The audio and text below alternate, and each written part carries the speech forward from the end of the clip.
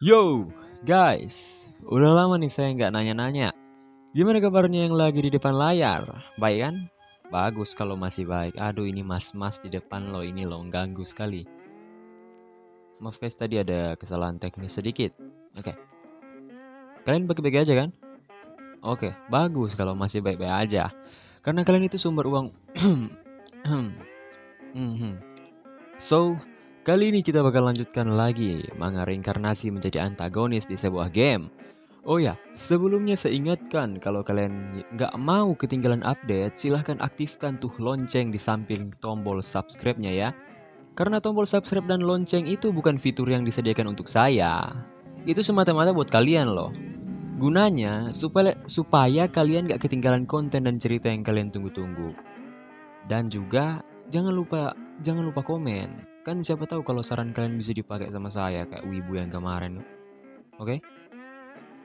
So, gak usah banyak bacot lagi, langsung aja kita mulai.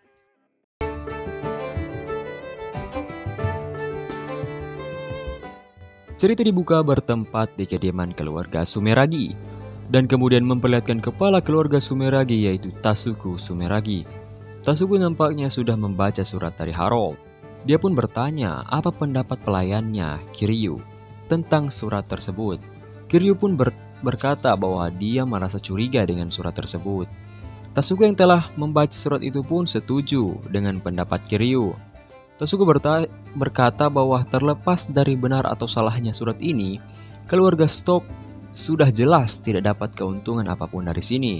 Dan Tasuku juga berpikir mungkin saja surat ini bisa menjadi petunjuk penolakan dari keluarga Stock. Kiryu curiga jika ada dalang di balik surat ini. Dia juga tidak percaya jika surat ini ditulis langsung oleh Harold, yang hanyalah seorang anak kecil belaka. Jadi, mereka menyimpulkan jika Harold hanyalah kurir dari surat ini. Yang artinya, pertanyaan sebenarnya di sini, siapa yang nulis surat ini? Jika ini berasal dari seseorang yang ingin membantu keluarga Ayam! Yang ingin membantu keluarga Sumeragi, dia tidak akan menulis surat yang dapat membuat bingung seperti ini. Jadi, ini kemungkinan berasal dari seseorang yang ingin mengkhianati keluarga Stock. Mereka juga menduga jika surat ini berasal dari seseorang yang sangat dekat dengan Harold dan bersedia memberikan apapun yang diinginkan oleh Harold. Atau mungkin Harold hanyalah sebuah pion yang digunakannya, seakan-akan Harold terhipnotis oleh orang itu. Dan jika dari sudut pandang kritis, orang itu mungkin hanya ingin menguji keluarga Sumeragi. Tapi menurut Kiryu, tidak mungkin orang itu menguji keluarga Sumeragi yang sudah jelas akan hancur sebentar lagi.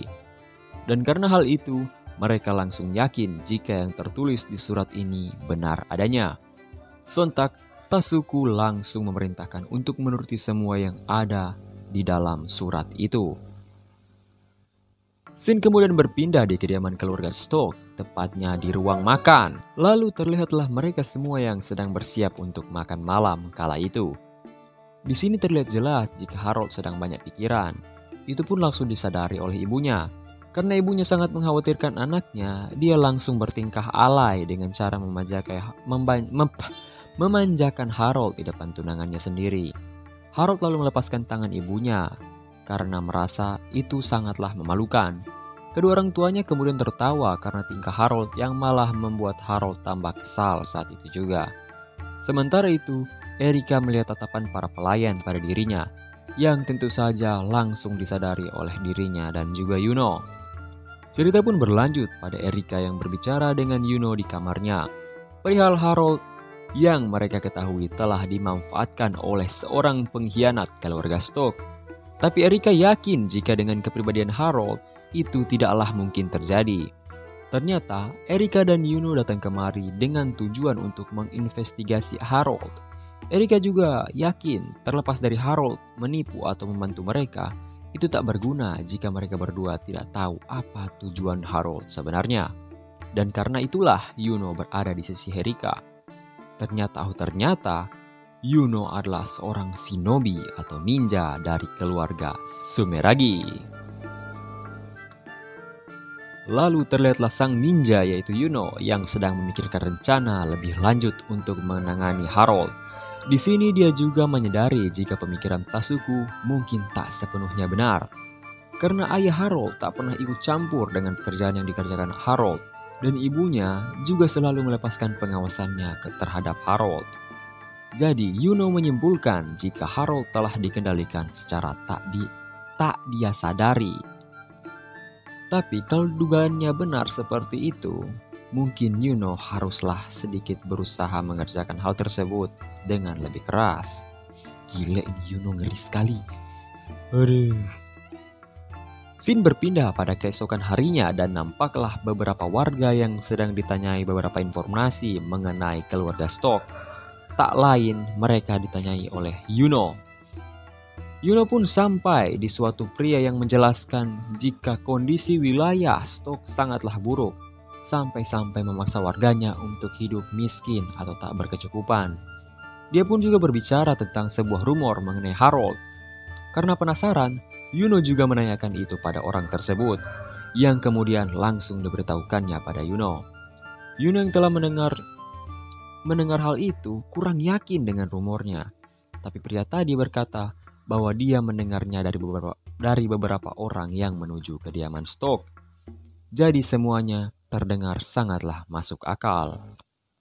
Cerita berlanjut dan terlihatlah orang-orang yang nampaknya ketakutan dan langsung masuk ke rumah mereka. Yang ternyata disebabkan oleh Harold yang sedang berjalan di kota karena diperintahkan oleh ayahnya untuk mengajak Erika jalan-jalan. Sementara Harold mencari toko manisan di sekitar situ, Erika tampaknya sangat murung karena hal tadi. Mereka berdua pun sampai di toko tersebut. Harold lalu menyuruh sang penjual untuk memberikan manisan pada Erika. Di sini, Erika juga tampak sangat cemas sampai-sampai dia ketar-ketir. Tapi Harold tentu saja menyadari hal itu karena kepekaan dirinya. Harold juga sudah tahu jika Erika mengabaikan rumor-rumor yang dia dengar dari warga yang asik ngerumpi di belakang orangnya. Dan nampaknya Erika sekarang ini sedang memastikan hal tersebut. Dia juga mendengar dari beberapa prajuritnya jika ada pelayan-pelayan yang menyebarkan rumor tentang Harold yang membunuh Clara dan anaknya secara sadis. Dan juga tentang perselisihan Clara dan orang tuanya. Tapi Harold membiarkan hal itu demi keselamatan Clara dan anaknya. Harold lalu mengajak Erika kembali ke rumahnya karena jalan-jalannya sudah selesai dan ternyata mereka berdua sedang diawasi oleh sang ninja Yuno. Scene pun berpindah yang memperlihatkan Harold yang sedang bertanya perihal metode bertani LP-nya dan itu nampaknya berhasil. Harold yang mendengar itu kemudian berencana untuk semakin memperluas cakupan pertaniannya. Tapi karena itu, mereka mendapat sebuah masalah yakni kekurangan tenaga kerja. Dan tidak ada juga yang bisa mereka lakukan mengenai hal tersebut.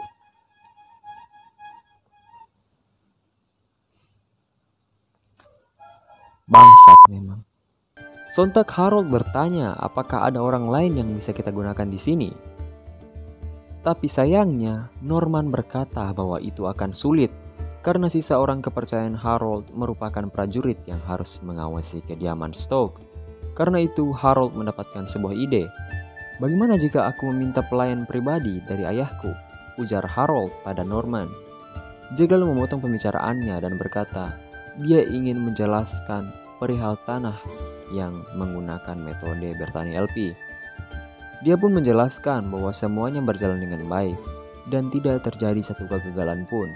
Dia juga sudah meminta chef mereka untuk membuat beberapa sampel makanan dan itu juga lumayan. Harold kemudian terus membahas perihal itu dan memerintahkan mereka untuk terus mengembangbiakan sampel tersebut. Sementara itu terlihat Erika yang sedang duduk dan terlihat sangatlah murung. Yuno kemudian masuk ke ruangannya dan bertanya mengenai hal yang membuat Erika tampak murung. Dia pun menceritakan tentang masalah warga yang tak menerima bantuan apapun dari keluarga Stock. Dia juga berkata bahwa tatapan yang dia lihat dari para pelayan merupakan rasa iba atau rasa kasihan yang mereka tujukan kepada dirinya karena telah menjadi tunangan Harold. Erika kemudian bertanya mengenai investigasi Yuno. Yuno pun menjelaskan saat dia menyorot satu masalah, 10-20 masalah lainnya pasti akan muncul. Tapi dia menyorot satu masalah yang menurutnya sangatlah serius, yaitu perihal Harold yang membunuh Clara dan anaknya yang masih berumur 9 tahun menjadi abu dengan sihirnya. Erika yang mendengar itu langsung bertanya apakah hal itu merupakan sebuah kebenaran, karena dia hanya mengira kalau itu adalah fitnah pada para warga pada Harold. Tapi ternyata Yuno juga mendapat jawaban jika memang Harold melakukan hal tersebut dari semua pelayan di sini. Dan itu membuat ia yakin jika rumor itu sepertinya memang benar adanya. Hal itu sontak membuat Erika sangatlah syok. Di sini Erika ini kayak menjelaskan walau mulut Harold itu sangatlah kasar, dia tetap seorang yang nyelamatin keluarganya. Dan itu bikin si Erika punya harapan kalau Harold ini berbeda dari orang tuanya. Tapi ternyata itu merupakan hal yang salah. Dan membuat dia ini malah makin kecewa dan takut sama Harold. Di sini awal dari event menyedihkannya Harold yang memang terlahir untuk menanggung fitnah dan kutukan dari semua orang. Saya bacanya aja sampai baper gitu loh. Sumpah ini kalau kalian bilang saya alay, terserah kalian, bacot lah yang bilang kayak gitu. Malas. Oke lanjut. Yuno berkata bahwa dia akan terus memata-matai Harold. Dan Erika harus menjauh dulu dari Harold karena tidak ada yang tahu apa yang akan dilakukan Harold padanya. Erika pun mengiyakan hal tersebut. Karena Erika ketar-ketir saat itu, Yuno langsung menenangkannya bahwa semuanya akan baik-baik saja. Cerita berlanjut pada para pelayan yang sedang membicarakan Erika yang tidak pernah keluar dari ruangannya semenjak dia pergi dengan Harold kala itu. Mereka juga khawatir karena Erika tidak sekalipun keluar selama 2 minggu terakhir. Lalu, terlihatlah Harold yang sedang berlatih teknik pedang di hutan tempat dia melepaskan Clara sebelumnya. Karena tempat itu sepi, Harold bisa dengan bebas mengeluarkan kemampuannya. Dia pun melepaskan skillnya yaitu Swift Lightning yang membuat petir mengaliri pedangnya kemudian menyambar area sekitarnya hingga menghasilkan kerusakan yang bisa dibilang lumayan merusak. Harold yang melihat skillnya itu kemudian kecewa karena dia tidak mampu menyaingi Harold yang ada di cerita aslinya. Dia pun kesal dan tidak terima lalu berkata bahwa dia seharusnya bisa lebih baik dari Harold di cerita aslinya. Sementara itu, ternyata Harold sedang diawasi oleh Yuno saat itu. Sontak Yuno kaget karena menyaksikan kekuatan Harold yang begitu besar. Mengayunkan pedang sepanjang tubuhnya dengan mudah, bahkan menggunakan teknik Magic Swordsman semudah itu. Ternyata Harold sama menyembunyikan rahasia yang sangat besar. Gumam Yuno yang takjub sekaligus takut dengan kejeniusan yang dimiliki Harold. Yuno tidak yakin apakah Harold akan menjadi ancaman bagi mereka, kecuali jika dia menghadapi Harold secara langsung. Tapi, itu tetap saja sangat berbahaya, karena jika Harold melawan Yuno dengan kekuatannya saat ini, Yuno pasti tidak akan selamat tanpa cedera apapun. Dan yang terburuk, dia pasti akan langsung menemui ajalnya atau bisa dibilang mokat. Karena Yuno sadar kalau dia tak akan bisa melawan Harold jika hanya menggunakan senjatanya saat ini, dia lalu berencana pergi dari situ dan kembali lagi nanti. Tapi tiba-tiba, pedang Harold menghantam dan tertancap di pohon tempat Yuno bersembunyi. Hal itu sontak membuat Yuno kaget karena melihat pedang itu tiba-tiba menancap di tempatnya bersembunyi untuk mengawasi Harold. Siapa itu? Hei, berhentilah bersembunyi seperti tikus dan keluarlah. Yuno yang mendengar itu langsung panik dan kemudian menunduk agar tidak diketahui Harold. Dia kemudian berencana untuk lari dari situ, tapi kemudian dia mengurungkan niatnya. Karena menyadari bahwa kemungkinan besar Harold sudah tahu dengan tindakan memata-matainya yang dilakukan dirinya saat ini. Dan kenyataannya, Harold melemparkan pedangnya tepat ke arah Yuno, jadi Yuno tak bisa berbohong dan tidak keluar dari tempat itu. Ternyata Harold ini nggak bermaksud melempar pedangnya, tapi pedang itu ternyata licin dan terlepas dari tangannya si Harold, yang kemudian membuat ilusi seperti pedangnya dilempar sama Harold. Dan selain itu, Harold juga nggak tahu siapa orang yang bersembunyi itu. Dia pun sudah memanggil orang tersebut, tapi tidak ada jawaban apapun. Harold lalu takut jika ternyata dia telah melukai orang itu dengan pedangnya hingga membuatnya tak bisa bergerak. Tiba-tiba, Yuno pun memutuskan untuk keluar. Sontak hal itu membuat Harold sangat kaget. Karena itu, Yuno langsung meminta maaf atas perilakunya yang tidak sengaja mengintip Harold. Cih, nggak sengaja gundulmu, jelas-jelas kau yang ngintip kok, malah nggak ngaku-ngaku ya kan? Harold yang tidak sadar kalau Yuno ternyata memata-matainya, kemudian menghela nafas. Dia pun berkata, jangan berkeliaran di sekitar kegelapan, dasar sok pintar.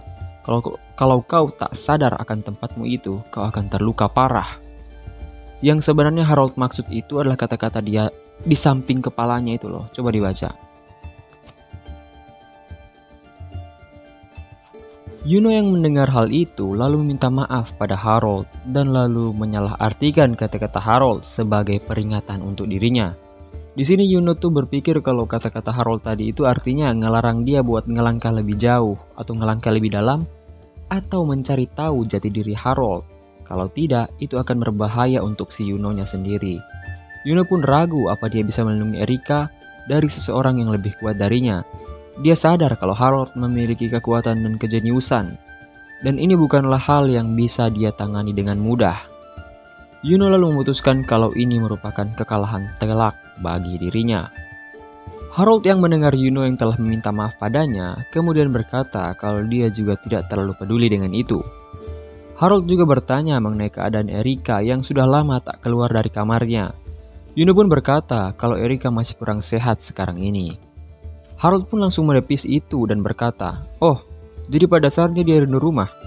Kalau begitu kenapa tidak pulang saja?" Yuno lalu menjelaskan kalau perkataan dari Harold sangatlah dingin. Lagi pula Erika masihlah tunangannya. Seharusnya perlakuan Harold sedikit lebih baik pada Erika. Di sini Harold tidak sengaja mengatakan jika dia tidak berniat untuk menjalin ikatan itu. Hal tersebut kemudian membuat Yuno bertanya maksud dari kata-kata Harold. Karena Harold sadar bahwa hal itu belum bisa dia ungkapkan, dia pun langsung pergi dari situ. Sementara itu, Harold berpikir kalau Erika terlalu lama di ruangannya, dan hal itu membuatnya khawatir dengan apa yang sebenarnya terjadi pada Erika, dan malah berpikir bahwa ini mungkin petunjuk pada sebuah flag atau bisa dibilang semacam event kayak gitu. Sampai juga kita di scene yang bikin jengkel sekaligus nyesek pokoknya ya. Cerita pun berlanjut pada Harold yang berlari dan cemas karena dia meninggalkan pedangnya yang masih tertancap di pohon tadi. Dia khawatir karena senjata itu sangat berbahaya jika dia tinggalkan begitu saja di hutan. Tiba-tiba, dia melihat Erika yang sedang berdiri di tengah-tengah taman bunga di sekitar mansionnya. Harold yang penasaran kemudian mendekat padanya. Sontak Erika menjadi hal itu dan membuatnya kaget dengan melihat wajah Harold. Karena tak punya pilihan lain, Harold pun mendekat untuk membuatnya kembali ke ruangannya. Karena dia khawatir jika Erika tiba-tiba pingsan di situ. Dia kemudian mengeluarkan kata-kata yang sangat panjang berbelit-belit dan juga cacian. Padahal yang ingin dia katakan sebenarnya hanyalah sebuah kata-kata sederhana, yaitu, "Apa kau baik-baik saja?" Sontak hal itu membuat Harold jengkel pada dirinya sendiri. Harold lalu heran kenapa Erika tak menjawabnya. Karena dia dikacangin, dia pun berniat untuk pergi dari situ. Tapi tiba-tiba, Erika menghentikannya dan langsung berkata kalau ada yang ingin dia tanyakan pada Harold. Karena dia penasaran, Harold lalu mendengarkan apa yang akan diceritakan atau ditanyakan Erika. Tanpa basa-basi, Erika langsung bertanya pada Harold mengenai rumor yang mengatakan kalau Harold membakar seorang pelayan hingga menjadi abu untuk memastikan jika rumor itu benar atau hanyalah fitnah. Harold pun sudah menduga jika Erika akan menanyakan itu. Sontak dia langsung berkata, "Tidak, itu tidak benar." Karena mendengar hal tersebut, Erika tersenyum seakan melihat cahaya harapan dari Harold lagi. Yang kubunuh itu pelayan rendahan beserta putrinya. Dan ya, beberapa banyak orang pun yang kubunuh, mereka semua tidak perlu untuk diingat, ujar Harold dengan kejamnya pada Erika. Erika lalu tersentak karena mendengar kata-kata itu dari mulut Harold sendiri. Harold pun terus-menerus berkata-kata kalau orang-orang yang dia bunuh itu merupakan hewan ternak dan tidak ada salahnya untuk dia bunuh karena iseng.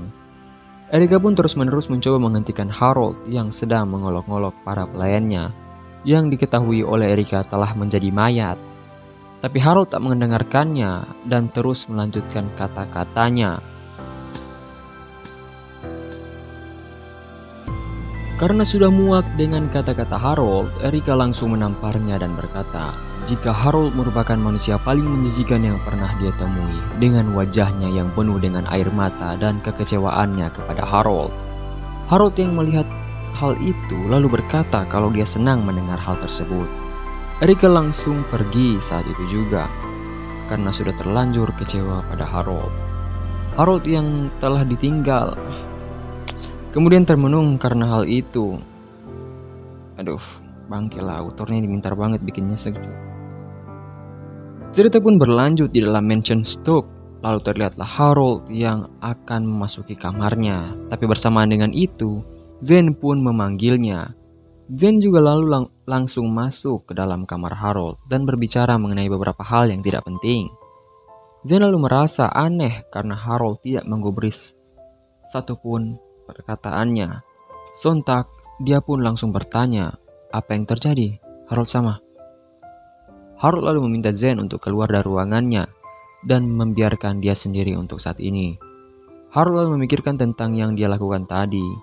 Dia lalu sadar jika tadi dia sudah sangat keterlaluan walaupun itu hanya dikatakan untuk membuat Erika pergi. Tapi Harold langsung menekan perasaannya lagi dan bergumam bahwa ini semua demi semua orang dan kebaikan semua orang juga. Dan jika dia tidak melakukannya, dia tak akan bisa bergerak maju.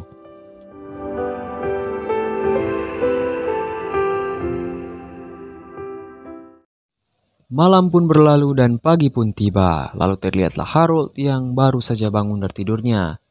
Dia sadar ternyata dia sudah tidur sangat lama dan waktu juga sudah lewat tengah hari. Dia lalu memikirkan lagi hal yang kemarin ia alaminya. Dia berpikir kalau misalnya ada penggemar dari game ini yang menyaksikan kejadian kemarin, mereka pasti bersorak bahagia dan berkata bahwa itu pantas didapatkan oleh Harold. Tapi sayangnya, dia tak merasakan hal yang sama.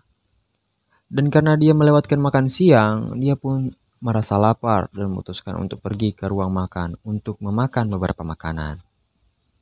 Sementara Harold memakan makanannya, datanglah Norman yang ternyata dipanggil olehnya sebelum dia makan. Harold lalu membahas lagi mengenai metode bertani LP-nya yang membutuhkan lebih banyak tenaga kerja. Dan karena Norman yang mengurus hal tersebut, Harold pun berdiskusi dengan Norman mengenai hal itu. Harold pun langsung mengatakan mengenai permasalahan bersosialisasi. Dan pikirnya dia akan mendemonstrasikan metode bertani LP pada para pedagang dan lalu menandatangani kontrak dengan para pedagang itu. Harold lalu menjelaskan rencananya mengenai hal tersebut. Rencananya adalah memaksa para pedagang untuk membeli metode bertani LP dan kemudian menjualnya pada para petani. Dan lalu keuntungan akan dibagi 50% antara penemu dan pedagang. Meski begitu, mereka tetap harus menyiapkan personil keamanan untuk menjadi penyelidik petani. Dan ya, mereka tidak bisa berharap banyak karena tidak didukung oleh perusahaan besar manapun. Norman pun bertanya, apa ada perusahaan yang mendukung kita? Harold menjawab kalau tidak ada satupun. Karena itulah Harold ingin meminta pendapat Norman dan Jake untuk masalah ini. Norman sadar betul jika mereka tidak memiliki koneksi apapun, rencana ini akan sangat sulit untuk dilaksanakan. Memang benar jika orang tua Harold memiliki koneksi, tapi mereka tetap tidak bisa memberitahu pada ayah dan ibu Harold mengenai metode bertani LP hanya untuk menyelesaikan masalah ini. Tapi Norman berkata bahwa merupakan ide yang bagus jika kita merekrut pedagang. Tapi yang jadi masalah, kita harus mendapatkan pedagang yang terpercaya. Harold lalu menyetujuinya dan langsung menyuruh Norman agar membagikan rencangannya pada Jake. Sementara itu, Zen ternyata sedang mencari Harold di kamarnya. Karena Harold tidak menjawab, dia lalu masuk ke kamar Harold dan menyadari jika Harold tidak ada di kamarnya. Dia pun pergi dari situ dan berencana kembali lagi. Tapi tiba-tiba, dia melihat Erika yang sedang duduk di sofa di sekitar situ. Dia pun langsung menyapanya dan juga memperkenalkan dirinya. Zen sontak langsung bertanya, apakah Erika sama ada keperluan dengan Harold sama? Saya bertanya begitu karena ini sangat dekat dengan kamar Harold sama. Tapi sepertinya Harold sama sedang sangat sibuk akhir-akhir ini. Jadi kuharap dia tak memaksakan dirinya. Erika yang mendengar itu heran dengan perkataan Zen pada Harold. Erika lalu memberitahukan Zen mengenai Harold yang membunuh seorang pelayan dan keluarganya di mansion ini. Hal itu sontak membuat Zen kebingungan, ingin menjawab apa. Sementara Harold melarangnya untuk memberitahukan kebenaran sesungguhnya pada orang-orang. Jadi Zen memutuskan untuk berbohong dan berkata kalau dia tidak yakin dengan hal tersebut. Harold sama sudah mengonfirmasi kebenarannya sendiri. Dan karena yang ia bunuh adalah pelayan yang berasal dari sini, kamu pasti mengetahuinya, ujar Erika pada Zen. Hal itu pun membuat Zen lebih bingung lagi. Erika lalu berkata kalau bagaimana bisa dia sendiri dan mereka tetap menerima lalu mengikuti Harold setelah semua yang telah Harold lakukan. Erika sontak langsung mencurahkan semua keluh kesahnya dan dosanya yang sudah menjadi tak rela untuk memaafkan tunangannya sendiri yaitu Harold. Zen pun tersentak karena mendengar semua yang telah dikatakan oleh Erika. Setelah mengatakan itu semua, Erika lalu dengan cepat pergi dari situ. Sementara itu Zen bergumam, memangnya ini semua tidak apa-apa. Gadis malang ini sama persis dengan dia. Harold sama yang telah menyelamatkan seorang ibu dan anaknya. Tapi dia bersedia difitnah sebagai pembunuh dan menerima semua itu meskipun dia harus menanggung aib yang sangat besar itu dari semua orang bahkan di usianya yang masih kecil. Dan Erika sama yang mencoba menelan semua aib yang dia dapat dan menanggung beban seluruh keluarga Sumeragi sendirian. Meskipun mereka berdua begitu mirip, memangnya tidak apa-apa jika membiarkan jalan mereka berbeda hanya karena situasi yang seperti ini. Karena mereka berdua memiliki kekuatan dan kebaikan yang sama, mereka harus saling mendukung satu sama lain dan berjalan berdampingan. Zen sontak langsung memanggil Erika dan meminta Erika agar mengikutinya. Dia kemudian bergumam dan meminta maaf pada Harold karena dia takut jika suatu hari Harold pasti akan hancur karena hal yang dia lakukan. Dan Zen tidak ingin itu terjadi. Jika aku berpaling dari cahaya yang bisa membuat duri yang menusuk di hatimu layu, aku bersedia melakukannya. Karena aku sadar, jika suatu saat kau akan hancur dengan cara yang sangat mengerikan, aku pasti akan menyesalinya. Maafkan aku, Harold sama. Aku harus menyelamatkanmu walau bagaimanapun caranya. Walau aku dibuang nantinya, aku juga bersedia. Karena gadis ini, dia adalah orang yang kau butuhkan untuk berada di sisimu. Anjir, ini bikin merinding aku sama Zen ini. Gila, kesetiaannya itu loh, gak main-main. Good job Zen, I love you. Zen lalu memohon pada Erika untuk ikut dengannya ke suatu tempat. Sontak Erika menyetujuinya. Zen pun langsung membawa Erika ke tempat yang dia maksud. Dan itu tidak lain adalah kamar dari Harold. Zen lalu menyuruh Erika masuk dan menutup pintunya. Erika pun bertanya tentang ruangan ini. Karena tidak mau banyak bacot, Zen langsung memberitahunya jika ini adalah ruangan Harold. Itu kemudian membuat Erika kaget dan syok tiba-tiba. Cerita pun berlanjut pada Zen yang sedang melakukan sesuatu pada Erika. Dan tiba-tiba Harold masuk ke ruangan itu yang membuat Zen melompat karena kaget. Harold pun bertanya tentang apa yang sedang Zen lakukan sekarang ini di kamarnya. Sontak Zen menjelaskan kalau dia tadi mencoba mengetuk pintu. Dan karena tak ada orang, jadi dia masuk ke dalam. Ternyata, tadi Zen sedang menyembunyikan Erika di dalam lemari baju Harold. Erika yang sedang dalam situasi itu merasa sangatlah cemas dan bertanya tentang apa yang Zen pikirkan. Zen lalu berbicara pada Harold jika tadi saat dia pergi ke toko, semua orang di sekitarnya langsung menyerbu dia dengan berbagai macam pertanyaan mengenai rumor tentang Clara dan anaknya. Zen juga berkata bahwa dia tidak mengungkapkan apapun saat itu. Tapi jika masalah ini tidak ditangani, reputasi Harold lama-lama pasti akan hancur. Harold lalu menjelaskan kalau masalah itu sudah lama dia tinggalkan. Zen lalu sedikit kecewa, tapi Harold memotong kata-katanya dengan berkata, "Apa kau mau aku mengumumkan kalau Clara dan Coolidge sebenarnya masih hidup dan kabur dengan selamat ke desa Bluesy?" Sontak Erika yang mendengar hal itu kaget dengan apa yang dikatakan Harold barusan.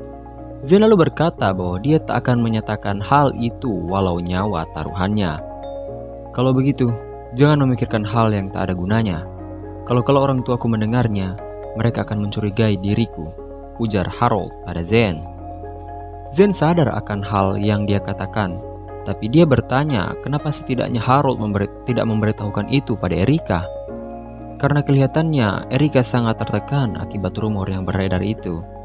Dengan tiba-tiba, Harold langsung menjawab jika hal itu tidak boleh dilakukan. Zen bertanya, kenapa bisa begitu? Harold lalu bergumam bahwa tidak mungkin dia akan memberitahukan hal tersebut pada Erika, karena dia harus mengikuti alur dan tetap membuat Erika membencinya seperti dalam alur aslinya. Karena Harold tidak ingin Zen tahu tentang itu, dia pun membuat alasan dan berkata bahwa Erika menangis.